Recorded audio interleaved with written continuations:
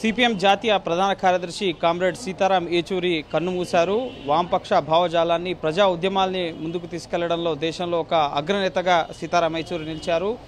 తీవ్రమైన ఊపిరితిత్తుల ఇన్ఫెక్షన్ కారణంగా గత కొద్ది రోజులుగా ఢిల్లీ ఎయిమ్స్ ఆసుపత్రిలో ఆయన చికిత్స పొందుతున్నారు. విదేశాల నుంచి కూడా మెడిసిన్స్ తెప్పించారు. ఆయన్ని బతికించడానికి అనేక ప్రయత్నాలు ఎయిమ్స్ వైద్య బృందం చేయడం జరిగింది. వామపక్ష నేతలు కూడా ఆయన ఖచ్చితంగా తిరిగి వస్తారని చెప్పి ఆశాభావం వ్యక్తం చేస్తూ ఎంతో ఆశగా ఎదురు చూశారు. కానీ ఆయన ఆరోగ్యం ముఖ్యంగా కోలుకోలేకపోవడంతో ఆయన ఈరోజు తుదిశ్వాస విడవడం జరిగింది. ప్రస్తుతం మనతో పాటు సిపిఎం పోలిట్ బ్యూరో సభ్యులు రాఘవుల్ గారు ఉన్నారు. సార్, వామపక్ష భావజాలాన్ని, ప్రజా ఆందోళనని, ప్రజా ఉద్యమాల్ని ముందుకు తీసుకెళ్లడంలో, ప్రజా సమస్యలపై పోరాడడంలో చాలా ముందున్న అగ్రనేత, జాతీయ అంతర్జాతీయ స్థాయి గుర్తింపు ఉన్న నేత. సో ఇప్పుడు ఆయన లేని లోటు తీరింది మీ పార్టీకి. సో పార్టీ తరఫున కూడా సంతాపాన్ని ప్రకటించడం జరిగింది. ఏం చెప్తారు సీతారాం ఏచూరి గురించి? ఆయన విద్యార్థి దశ నుంచి తన వ్యక్తిగత అవకాశాలని, వాటన్నిటినీ, సుఖ సంతోషాలన్నింటినీ త్యాగం చేసి ఉద్యమాల్లోకి వచ్చారు. అత్యవసర పరిస్థితుల్లో అరెస్ట్ అయ్యి ప్రజాస్వామ్యం కోసం నిలబడ్డాడు. ఆ తర్వాత అనేక ఉద్యమాలు, పోరాటాలకు నాయకత్వం వహించిన వ్యక్తి. ముఖ్యంగా వామపక్ష ఉద్యమాన్ని ఒక జాతీయ విజిబుల్గా ఉండే ఒక శక్తిగాని ముందుకు తీసుకురావడంలో, అలాగే ఈరోజు దేశంలో జరుగుతున్న రాజకీయ పరిణామాల్లో లౌకిక ప్రతిపక్ష పార్టీలను, ఇటువంటి వాటినన్నింటినీ ఒక తాటి మీదకు తీసుకొచ్చి వాళ్ళ వైరుధ్యాలన్నింటినీ పరిమితం చేసి ఒక రాజకీయ శక్తిగా ముందుకు తీసుకెళ్లడంలో కూడా చాలా ముఖ్యమైన పాత్ర నిర్వహించారు. అటువంటి వ్యక్తి లేకపోవడం, అకస్మాత్తుగా మా మధ్యలో లేకపోవడం అనేది పెద్ద వెలితిగానే మేము భావిస్తున్నాం. అయితే ఇప్పటి వరకు ఆయన చేసిన కృషి అసంపూర్ణంగా ఉంది. ఆయన ఉంటే అది సంపూర్ణం చేసుకునేదానికి అవకాశం ఉండేదని మేము భావిస్తూ వచ్చాం. కానీ అది జరగలేదు. అయితే ఆయన మరణంలో కూడా, ఆయన శరీరాన్ని ఎలా ప్రజలకు ఉపయోగపడుతుందో, ఆయన మరణంలో కూడా ఆయన ఇచ్చిన స్ఫూర్తి బహుశా ఈ ప్రతిపక్ష లౌకిక పార్టీలని ఒక తాటి మీదకి ముందుకి తీసుకెళ్తాయని చెప్పేసి మేము భావిస్తున్నాం. ప్రస్తుతం ఆయన పార్థివ దేహం ఎక్కడుంది? ఎప్పుడు ఈ అంత్యక్రియలు, అంతిమయాత్ర జరగబోతోంది? ఎందుకు ఆయన పార్థివ దేహాన్ని తిరిగి ఎయిమ్స్కి మీరు అప్పగించాలని చెప్పి నిర్ణయం తీసుకున్నారు? ఆయన శరీరం ఈరోజు ఎయిమ్స్లోనే ఉంది. దాన్ని ఎంబామింగ్ చేసి పెడుతున్నారు. పార్టీ దేశవ్యాప్తంగా పార్టీ శ్రేణులు వారు అంతిమ నివాళులు అర్పించేదానికి వీలుగా ఎల్లుండి ఆయన శరీరాన్ని ఏకేజీ భవన్ గోల్ మార్కెట్ ఢిల్లీలో ఉండే కార్యాలయంలో ఉంచడం జరుగుద్ది. వారందరూ వచ్చి సందర్శించి నివాళులు అర్పించేదానికి అవకాశంగా, అలాగే అనేక మంది రాజకీయ నాయకులు, ప్రముఖులు కూడా వచ్చేదానికి అవకాశం ఉంది. ఆయన అంతర్జాతీయ ఉద్యమాల విభాగం కూడా చూసిన నేపథ్యంలో అంతర్జాతీయ పరిచయాలు అవన్నీ ఉన్నాయి. అలాగే అనేక దేశాల అంబాసిడర్స్ కూడా వచ్చే అవకాశం. వీటన్నిటికి వీలుగా ఎల్లుండి 10 గంటల నుంచి 3 గంటల దాకా ఆయన శరీరాన్ని పార్టీ కార్యాలయంలో ఉంచడం జరుగుద్ది. నివాళులు అర్పించిన తర్వాత 3 గంటలకి ఆయన శరీరాన్ని ఎయిమ్స్ ఆసుపత్రికి అప్పగించడం జరుగుద్ది. ఆయన కోరిక ప్రకారం చాలా కాలం నుంచి అనేక మంది పార్టీ నాయకులు వారు మరణించిన సందర్భాల్లో ఒక సాంప్రదాయకంగా మేము శరీరాలని దానం చేసే ఆసుపత్రికి ఇచ్చే అలవాటు ఉంది. ఆయన కూడా ఆ కోరికని వ్యక్తం చేస్తూ వచ్చారు. ఈ సందర్భంలో ఆయన ఊహించలేదు, మేము ఊహించలేదు. అటువంటిది రాతపూర్వకంగా లేకపోయినా ఆయన కోరికను అనుసరించి ఈరోజు ఆయన శరీరాన్ని ప్రజల ఉపయోగార్థం ఆసుపత్రికి అప్పగించడానికి సిద్ధం అవుతున్నాం. అది ఎల్లుండి జరుగుతుంది. ఒక తెలుగువాడిగా కానీ, పార్టీ నేతగా కానీ, మీకు సీతారాం ఏచూరి గారితో ఉన్న అనుబంధం కానీ, ఇక్కడ పార్టీ కార్యకలాపాల్లో మీకు ఆయనకు ఉన్న ముఖ్యంగా అనుభవాలు, వీటి గురించి ఆయనతోటి చాలా సుదీర్ఘమైన సంబంధం, పరిచయము, స్నేహం ఉంది.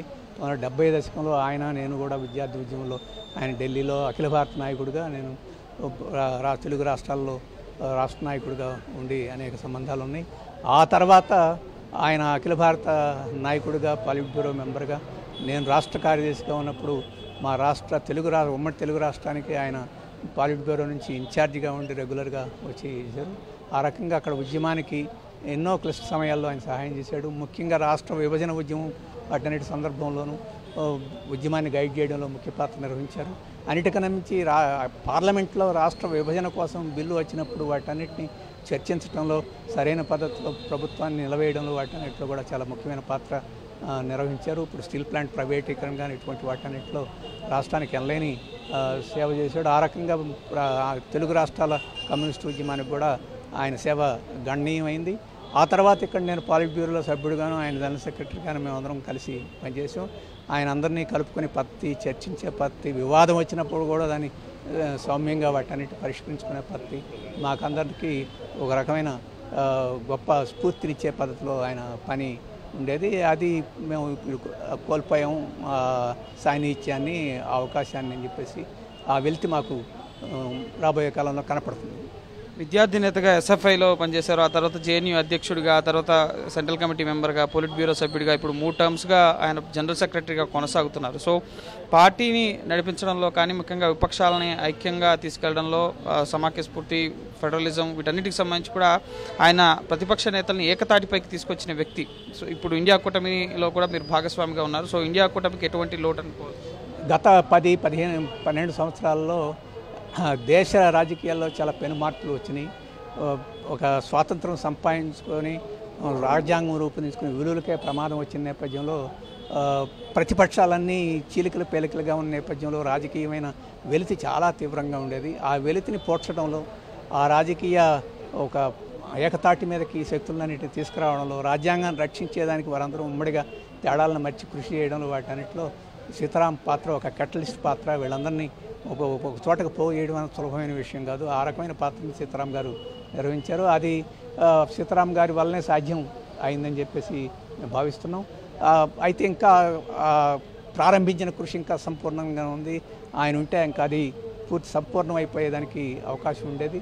ఇప్పుడైనా ఆ స్ఫూర్తి అంత సులభంగా చెరిగిపోదనుకుంటున్నాం. రాబోయే కాలంలో కూడా ఆయన ఏదైతే ఒక దేశ మౌలిక విలువలను రక్షించేదానికి చేసిన ప్రయత్నం, ఐక్యతా ప్రయత్నాలు అవి రాబోయే కాలంలో కొనసాగుతాయి అని చెప్పేసి అనుకుంటున్నాం.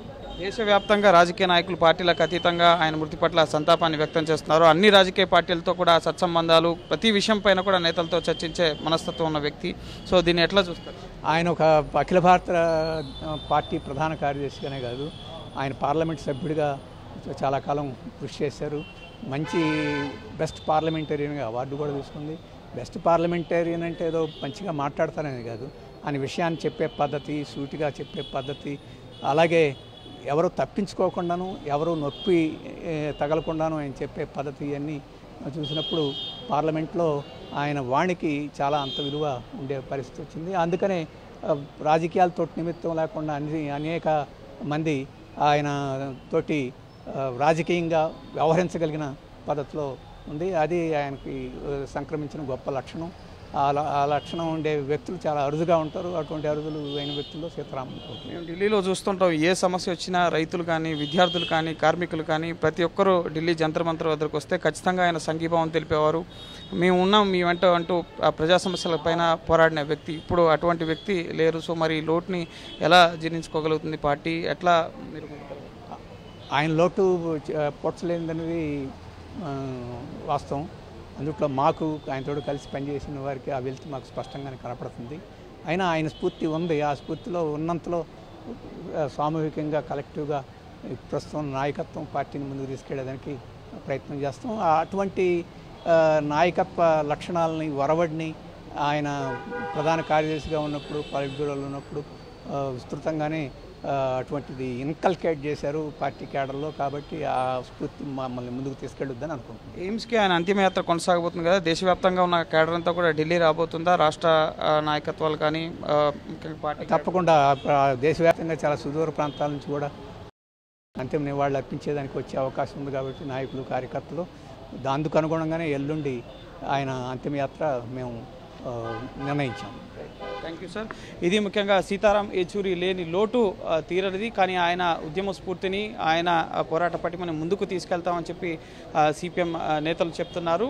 ముఖ్యంగా దేశవ్యాప్తంగా ఉన్న సిపిఎం నాయకులు వీరంతా కూడా వచ్చేందుకు వీలుగానే ముఖ్యంగా పార్టీ కేంద్ర కార్యాలయానికి ఆయన పార్థివ దేహాన్ని ఎల్లుండి తీసుకురాబోతున్నారు. ఎల్లుండి పార్టీ కేంద్ర కార్యాలయంలో ఆయన భౌతిక కాయం నుంచి సందర్శనార్థం, ఆ తర్వాత ఇక్కడి నుంచి ఎయిమ్స్కి, ముఖ్యంగా ఆయన చివరి కోరిక మేరకు ఆయన పార్థివ దేహాన్ని ఎయిమ్స్కి డొనేట్ చేయాలి పరిశోధనల కోసం అని చెప్పి ఆయన చివరి కోరిక. సో ఆ కోరిక మేరకే సిపిఎం కేంద్ర కార్యాలయం ఆయన పార్థివ దేహాన్ని ఎయిమ్స్కి తిరిగి డొనేట్ చేయబోతున్నారు. సో ప్రస్తుతం దేశవ్యాప్తంగా ఉన్న అనేక మంది ప్రతిపక్ష నేతలు కానీ, ప్రతి కార్మిక సంఘాలు, విద్యార్థి సంఘాలు ప్రతి ఒక్కరూ కూడా సీతారాం ఏచూరి మృతి పట్ల నివాళులు అర్పిస్తున్న పరిస్థితి ఉంది. భరత్, గోపికృష్ణ, 10 TV, న్యూఢిల్లీ.